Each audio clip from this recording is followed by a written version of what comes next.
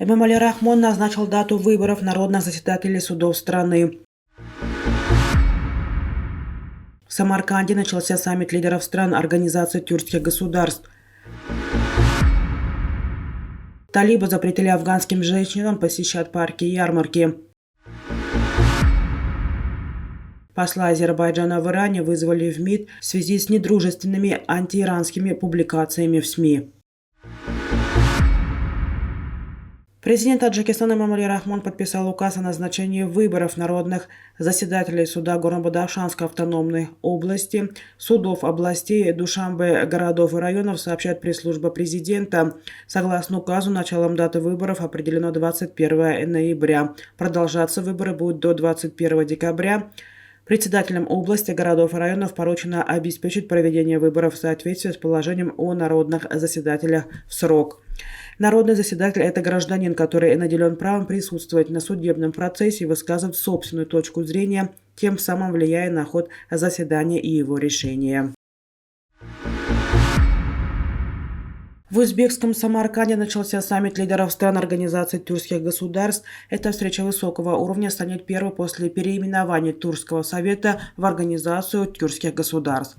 В мероприятии принимает участие президенты Узбекистана Шавкат Мирзиёев, Азербайджана Ильхам Алиев, Казахстана Касым-Жомарт Токаев, Кыргызстана Садыр Жапаров и Турции Реджеп Тайип Эрдоган.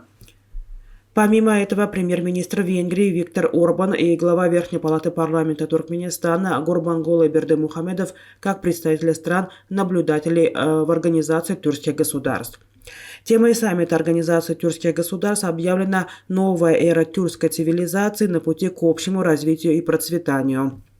На встрече планируется обсудить вопросы экономического сотрудничества между странами, членами организации и государствами, имеющими статус наблюдателей в ОТГ, а также актуальную международную повестку.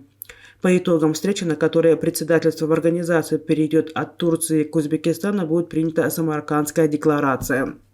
На саммите также ожидается утверждение стратегии содействия торговле и принятие решения о создании инвестиционного фонда с первоначальным капиталом до $500 миллионов, которые в равных долях внесут государства организации и Банк развития Организации тюркских государств.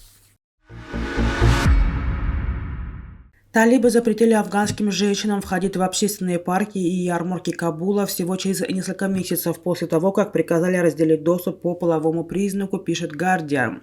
Новые правила, введенные на этой неделе, еще больше вытесняют женщин из постоянно сужающегося общественного пространства. Им уже запрещено путешествовать без сопровождения мужчин, и их заставляют носить хиджаб или паранджу, когда они находятся вне дома. Средние школы для девочек также были закрыты более года на большей части территории страны. В течение последних 15 месяцев мы изо всех сил старались все организовать и уладить, и даже определили дни, сказал Мухаммад Акив Садек Мухаджир, представитель Министерства по предупреждению порока и поощрению добродетели. Но все же в некоторых местах, на самом деле, надо сказать, во многих местах, правила были нарушены, сказал он АФП. Было смешение мужчин и женщин, хиджаб не соблюдался, поэтому решение пока принято.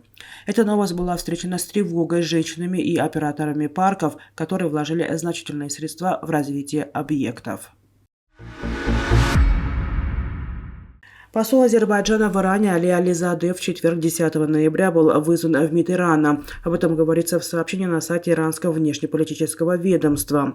Посол Азербайджана в Тегеране был вызван в МИД в связи с заявлениями официальных лиц Азербайджана и недружественными антииранскими публикациями в азербайджанских СМИ, говорится в сообщении. Мы ожидаем, что этот процесс будет остановлен в кратчайшие сроки и будут приняты необходимые меры для предотвращения его повторения, заявили азербайджанскому дипломату в МИД Ирана.